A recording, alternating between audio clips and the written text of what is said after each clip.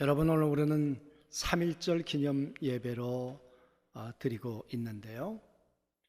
정말 이 나라와 이 민족이 하나님의 사랑을 받을 만한 나라였을까? 어떻게 생각하세요? 이 나라 5,000년 역사가 하나님의 사랑을 받을 만큼 그런 민족이요, 그런 사람들로 가득 찼었을까?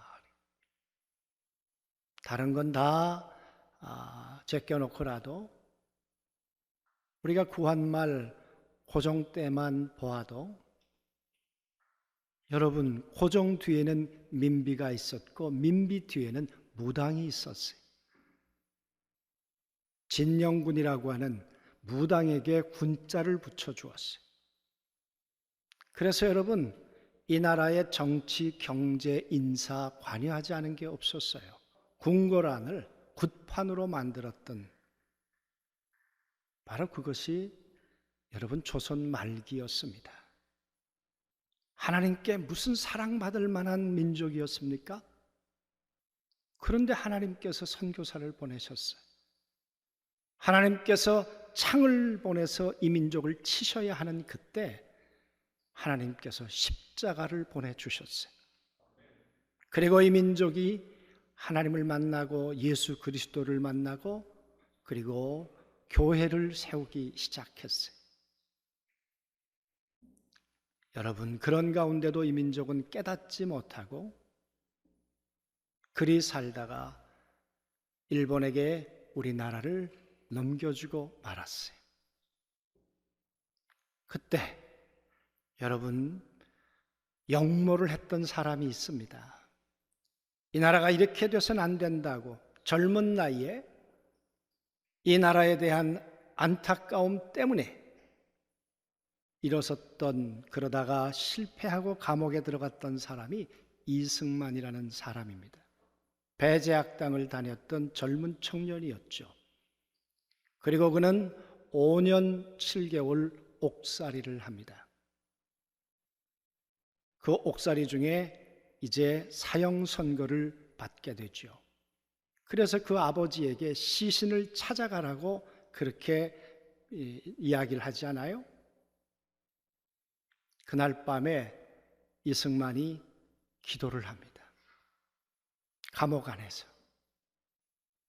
하나님, 내가 영어를 배우려고 읽었던 성경 속에 계신 예수 그리스도가 살아계신 분이라면 나를 한번 살려주시옵소서. 하나님이 나를 살려주시면 내 한 목숨 당신께 바치겠습니다. 그리고 내 한 목숨 이 나라, 이 조국을 위해서 바치겠습니다. 여러분, 그 기도를 하나님이 들으셨어요. 조국의 건국 이야기, 대한민국 건국 이야기라는 책 50페이지에 보면 그때 그 사건을 기록하고 있어요. 하나님의 성령께서 이 이승만 젊은 청년을 감싸기 시작했어요. 그리고 그는 예수 믿는 사람이 되었고, 그리고 감옥에 있는 48명을 다 전도하기 시작했어요. 그리고 그들은 같은 꿈을 꾸었어요. 이 나라를 복음으로, 이 나라를 기독교로 세워야 한다. 그런 꿈을 꾸고 이 나라 대한민국의 교회를 세우고 이 나라 대한민국에다가 하나님의 나라를 세우기 시작했어요.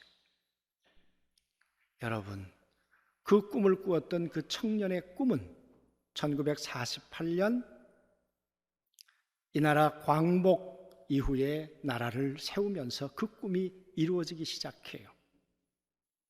그래서 이 땅을, 대한민국을 기독교 입국론, 대한민국을 기독교로 하나님의 나라로 세워야 되겠다. 그렇게 세운 나라가 지금 70여 년 오늘까지 왔습니다. 어쩌면 우리나라와 비슷한 나라 하나가 있다면 그것은 이스라엘 나라일 겁니다. 오늘 이 25장 이 이야기, 민수기의 이야기, 정말 이스라엘 백성들의 오늘 상황이 어쩌다가 이렇게 됐을까? 여러분, 오늘 이스라엘의 백성이 어떻습니까? 40년 하나님과 함께 저 광야를 걸어왔어요. 광야 40년이 살 수 있는 세월이었습니까? 어디서 물을 먹고, 어디서 옷이 나며, 어디서 먹을 것이 나며, 여러분, 인간이 살아갈 수 있는 처지와 환경이 아니었던 40년 광야를 하나님만 바라보고 살았어요. 하나님도 이스라엘 백성만 바라보고 사셨어요. 혹이라도 다칠까? 혹이라도 그들이 힘겨워할까? 낮에는 구름 기둥으로, 밤에는 불 기둥으로 그들을 보호하시면서 40년 그야말로 애정의 세월을 그렇게 지내면서 지금 시딤이라고 하는 곳까지 왔어요. 40년 얼마나 정이 들었을까? 40년 동안 하나님이 주신 그 사랑의 깊이와 넓이는 얼마나 큰 것이었을까? 불기둥을 보며 그들은 하나님의 사랑을 느꼈을 거고, 구름 기둥을 보며 하나님의 은혜를 그들은 감각했을 텐데, 그렇게 하나님과 함께 살았던 사랑의 상대였던 이스라엘 백성들, 그들이 지금 이제 여리고를 눈앞에 두고 있어요. 요단강을 건너면 이제 눈에 보이는 저 여리고를 향해, 가나안 땅을 향해 갈 바로 직전이에요. 그런데 여러분, 오늘 어떤 일이 벌어졌습니까? 24,000명이 죽어요. 200만, 많이 잡아 250만 잡자고요. 그런 가운데 24,000명이 죽었으면 100분의 1이 죽은 거예요. 여러분, 어떻게 이 비참한 일이 이스라엘 백성들이 가나안 문턱에서 일어나냐 그 말이에요. 그들만 죽습니까? 그들의 두령들, 그들의 지도자들, 그들의 지도자들이 지금 하늘을 향해, 태양을 향해 메어 달려요. 하나님이 그리하라 그러셨어요. 하나님께서 태양을 향해 메어 달아라. 내가 그들을 내 두 눈으로 똑똑히 보겠다. 여러분, 어떻게 이스라엘 백성들을 이끌었던 그 지도자들이 오늘 그렇게 죄인이 되어서 매달릴 수 있을까 그 말이에요. 왜 그렇게 되었을까요, 여러분? 하나님의 사랑이 그들을 향해 변질된 걸까요? 아니에요. 22, 23, 24장을 보면 하나님이 이스라엘 백성들을 얼마나 사랑하시는지, 모압 왕 발락이 저 발람을 데려다가 저 하나님의 백성들을 저주하라고 돈을 주고, 더 많은 돈을 주어서 그 발람을 매수하지 않았습니까? 하나님이 막으셨어요. 하나님께서 발람의 입을 막으셨어요. 여러분, 뭐라고 말합니까? 그들은 복받을 자들이야. 그들을 저주하면 안 돼. 하나님께서 그들을 향해서 나는 애굽에서 나올 때 그들을 내 사랑의 상대로 불렀어. 나는 그들의 죄악을 기억하지 않을 거야. 야곱같이 허물 많고 연약한 줄 알지만 나는 그들의 허물을 나는 돌아보지 않을 거야. 나는 지켜줄 거야. 여러분, 하나님은 이 이스라엘 백성들에 대한 사랑의 눈이 멀었어요. 그렇게 지키시고 그렇게 사랑한 상대가 이스라엘이에요. 그랬던 이스라엘이 오늘 시딤이란 곳에서 음행하기 시작해요. 바알이라고 하는 신당에 여사제들이 초대를 하는데 그 초대에 여러분 응하게 돼요. 여사제들의 초대를 받고 가면 어떤 일이 벌어졌을까요? 종교라는 이름으로 그들은 그들의 성전 안에서 행음을 하기 시작해요. 혼음을 하기 시작해요. 여러분, 40년 동안 하나님과 함께 살아온 백성들이에요. 믿음의 세월이 40년이었어요.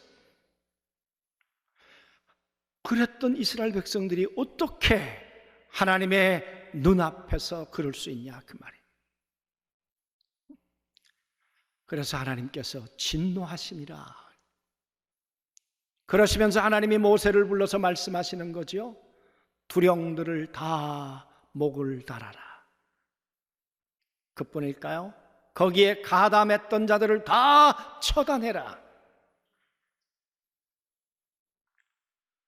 여러분, 누가 칼을 들 수 있겠어요? 누가 창을 들 수 있겠어요? 24,000명이 대세를 이루어서 뭐가 잘못됐는데, 다들 그렇게 사는데, 여러분, 그러면서 우리가 그동안 경험하지 못했던 새로운 세계잖아. 시딤이라고 하는 이 화려한 세계, 우리가 이런 세계를 우리가 좀 즐긴들 뭐가 그렇게 잘못되겠냐, 그렇게 말하는 사람들 앞에 누가 창을 들 수 있겠어요? 여러분, 오늘 이런 상황 속에 비느하스라고 하는 한 사람이 오늘 창을 들었다고 말해요. 그 동네 가운데, 그 이스라엘 백성들 가운데 오늘 보면 시므리니라고 하는 사람이 미디안 여자를 데리고 와서 막사 안에서 그들이 이 성행위를 하고 있었어요. 여러분 한번 생각해 보시죠. 이스라엘 백성들이 모여있는 그곳에 막사를 지어놓고 이 남녀가 이상한 일을 하고 있었단 말이에요. 그때 창을 든 사람이 비느하스예요. 그리고 창을 들어서 그들을 내리꽂았어요. 여러분, 얼마나 피가 튀었을까요? 막사 안이 얼마나 아우성을 쳤을까요? 비명소리로 가득 찼을까요? 어떻게 사람을 그렇게 죽일 수 있을까요? 적법한 절차를 밟아야 되는 거 아닌가요? 그런데 여러분, 그렇게 사람을 죽였는데 오늘 그 결과가 이렇게 말하고 있어요. 이스라엘 자손에게서 연병이 그쳤더라. 하나님은 그게 원인이라고 생각하셨어요. 비느하스도 그게 원인이라고 생각했어요. 칼을 든 비느하스가, 창을 든 비느하스가 그 막사 안에서 창을 꽂았을 때 연병이 그쳐버렸어요. 물론 연병으로 말미암아 24,000명이 죽기는 했지만, 여러분, 이 사건 이후에 이런 해설을 달고 있어요. 보시죠. 여호와께서 모세에게 말씀하여 이르시되 제사장 아론의 손자 엘르아살의 아들 비느하스가 내 질투심으로 질투하여 이스라엘 자손 중에서 내 노를 돌이켜서 내 질투심으로 그들을 소멸하지 않게 하였도다. 비느하스라고 하는 사람이 창을 들어서 이스라엘 백성들 막사 안에 있는 그들을 향해 창을 내리꽂았는데 오늘 하나님이 그렇게 말씀하세요. 내 질투의 마음을 그가 느끼고 있었다. 공동번역에 보면 좀 더 정확하게 표현하고 있어요. 아론의 손자요 엘르아잘의 아들인 비느하스 사제를 보아서 나는 이스라엘 백성에게서 진노를 거두었다. 너희 가운데서 나의 질투를 같이 느낀 사람은 그밖에 없었다. 하나님이 이스라엘 백성들을 향해서 질투하고 계셨다. 여러분, 이게 동의가 되세요? 사랑 없으면 질투 안 하잖아요. 40년을 살아왔는데 내 품을 떠난 이스라엘 백성들, 나는 그만 바라보고 살았는데, 그도 나만 보고 살았는데 이제 그의 눈이 나를 향해 있지 않아요. 그들은 내 품에 있지 않아요. 내 품을 떠나 바알의 품으로 갔어요. 여인의 품으로 갔어요.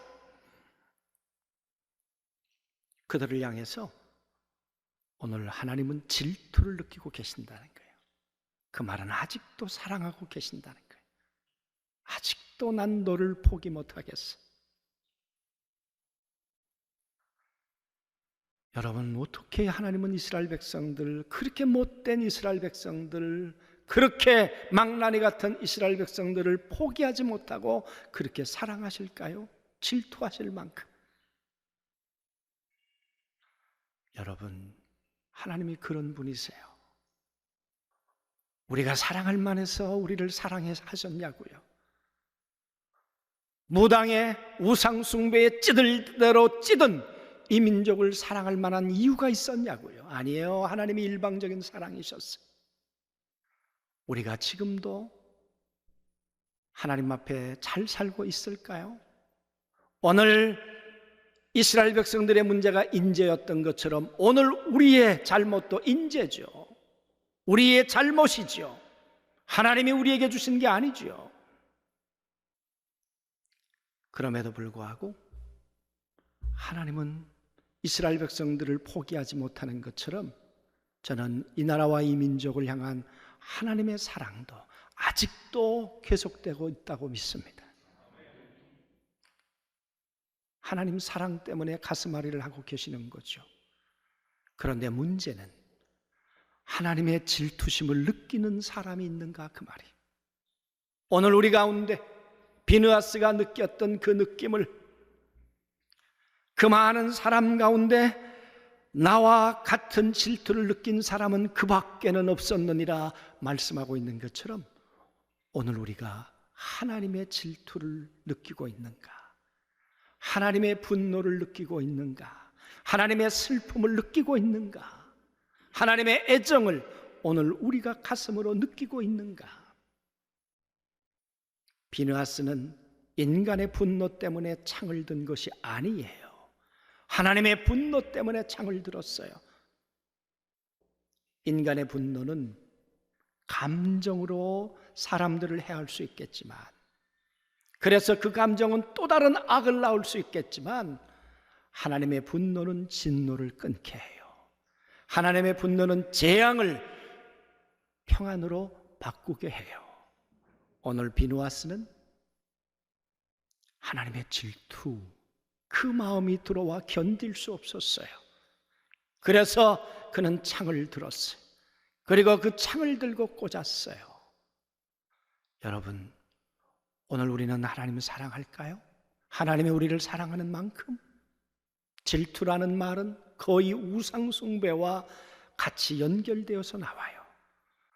사랑은 마주보는 것인데 하나님과 내가 얼굴과 얼굴을 맞대고 하나님과 우리가 눈과 눈을 마주치며 하나님의 눈빛 속에서 하나님의 사랑을 느끼고 나를 얼마나 위하시는지 하나님의 은혜를 느끼며 그러면서 감각하며 살아가는 것인데, 여러분, 우리가 그 하나님과 마주하고 있냐고요? 오늘 이스라엘 백성들처럼 이제 하나님이 주시는 그 약속의 땅이 눈앞에 있는데도 불구하고 하나님이 그동안 살아주셨던 그 무수히 많은 은혜가 있었음에도 불구하고 그 하나님의 은혜를 망각하고 하나님의 품을 떠나고 있는 것은 아닌가, 그 말이. 하나님의 얼굴을 바알을 향하고 있는 것은 아닌가, 그 말이. 사랑은 감각하는 거죠. 사랑은 느끼는 거죠. 그렇지 않습니까? 사랑이 없으면 무감각해지는 거죠. 하나님이 나 때문에 고통스러워하시는지, 하나님이 나 때문에 외로워하시는지, 하나님 나 때문에 한숨 지시는지 무감각해지는 거죠. 그러나 사랑은 하나님을 향한 감각이 살아나는 거예요. 이 나라가 점점 이렇게 어지러워져가는 이 상황을 보면서 정말 하나님의 마음은 어떠하실까? 하나님의 심정은 어떠하실까? 그 하나님의 심정이 내 안에 들어와서 질투가 되고 때론 그것이 동사가 되어서 창을 들고 찔러야 하기도 하고, 그래야 하나님께서 우리에게 주신 진노가 떠나간단 말이에요. 사랑하는 성도 여러분, 그 질투의 칼을 누굴 향해 들어야 되겠는가, 그 말이에요. 남들을 향해 들기 전에 우리 자신은 어떨까? 하나님이 우리 자신을 보실 때 우리를 향해 질투하시는 것은 없으실까? 그 말이에요. 우리도 하나님이 아닌 우상을 향해 내 마음과 생각이 달려가고 있는 것은 없을까? 그 말이에요. 사랑하는 성도 여러분, 하나님의 질투의 감각이 우리 안에 들어와서 그 창을 들고 우리를 향해 먼저 우리 자신들을 찌를 수 있으면 좋겠어요. 그래서 내 안에 하나님이 가지셨던 진노가 떠나갔으면 좋겠어요. 우리 가정에 우상은 없을까요? 우리 교회 가운데 우상은 없을까요? 만약 있다면 그 창을 들어 여러분 우리 교회를 찌르고 우리의 가정을 찔러서 하나님께서 우리를 향해 가지셨던 진노가 떠나갈 수 있게 되기를 원합니다. 하나님은 진노를 평강으로 바꾸기를 원하시는 분이세요. 하나님은 미움을 사랑으로 바꾸기를 원하시는 분이세요. 그게 하나님의 본심이에요. 그렇지 않다면 질투할 이유가 없으신 분이시잖아요. 이 나라와 이 민족을 향한 하나님의 질투는 없으실까요? 이만큼 살게 해주었는데, 이만큼 내가 하나님의 사람들을 이곳에 보내주었는데, 그런데 어느덧 살만하고 어느덧 평안해지니까 우리의 얼굴이 하나님을 떠나 우상에게로, 우리의 발걸음이 하나님을 떠나 우상에게로 가고 있는 것은 아닌가 그 말이에요. 하나님은 진노의 하나님이세요. 그 하나님의 진노가 머물 수 있는 것은 질투의 칼을 드는 것이에요. 질투의 칼을 들고 원인이 무엇일까? 어쩌면 냉정하죠. 어쩌면 잔인하죠. 그 질투의 칼을 꽂을 때 하나님은 진노를 평강으로 바꾸게 되실 줄로 믿습니다. 이 땅에 오셨던 하나님의 아들 예수 그리스도, 그분은 아마 하나님의 질투심을 가장 완벽하게 100% 체감하고 계셨던 분이 예수 그리스도실 거예요. 그 예수 그리스도는 진노의 칼을 자기 자신에게 꽂으셨어요. 하나님은 그 진노의 칼을 하나밖에 없는 아들, 당신의 아들에게 꽂으셨어요. 그래서 우리에게 행했던 하나님의 진노가 넘어가게 해주셨어요. 오늘 말씀 가운데도 보면 하나님이 그렇게 얘기를 하세요. 이 비느하스가 칼을 꽂았을 때 그 비느하스로 말미암아 하나님께서 그들을 속죄하셨느니라. 여러분, 한 사람의 창끝이 이스라엘 백성들을 향한 진노가 떠나가게 하고 속죄가 되었다면, 하나님의 아들 예수 그리스도가 당신의 심장에 꽂으신 그 십자가의 그 칼끝은 온 인류를 재앙으로부터, 온 인류를 심판으로부터 떠나가게 하는 하나님의 창끝일 줄로 믿습니다. 오직 십자가만이 우리를 재앙으로부터, 하나님의 진노로부터 떠나게 하고 하나님의 평강과 하나님의 은혜가 다시 오게 하는 하나님의 물줄기가 될 줄로 믿습니다. 사랑은 마주보는 거예요, 하나님과 우리가. 그러나 미움은 하나님의 얼굴을 돌리는 거예요. 사랑이 없으면, 사랑은 하나님에 대해서 무감각해지는 것이 아니라 하나님의 질투를, 하나님의 감정을 감각하는 것이에요. 사랑이 없으면 무감각해져요. 덤덤해요. 사랑하는 성도 여러분, 오늘 우리 안에 이런 많은 상황들을 통해서 하나님을 향한 우리의 질투의 감정이 되살아나기를 원합니다. 그리고 감정으로 끝나는 것이 아니라 감정은 오늘 비느하스처럼 우리가 들어야 할 창을 드는 것이고, 그 창을 꽂아야 하는 곳에 꽂아서 진노를 머물게 해야 합니다. 진노가 떠나가도록 해야 합니다. 오늘 개인이든 가정이든 교회이든 국가이든 오늘 진노의 하나님의 마음을 우리가 알아서 질투의 분노의 칼을 들고 여러분 칼을 꽂아서 하나님의 진노가 하나님의 평강으로 바뀌는 하나님의 은혜가 우리 모두에게 임하게 되길 주의 이름으로 소원합니다. 아멘.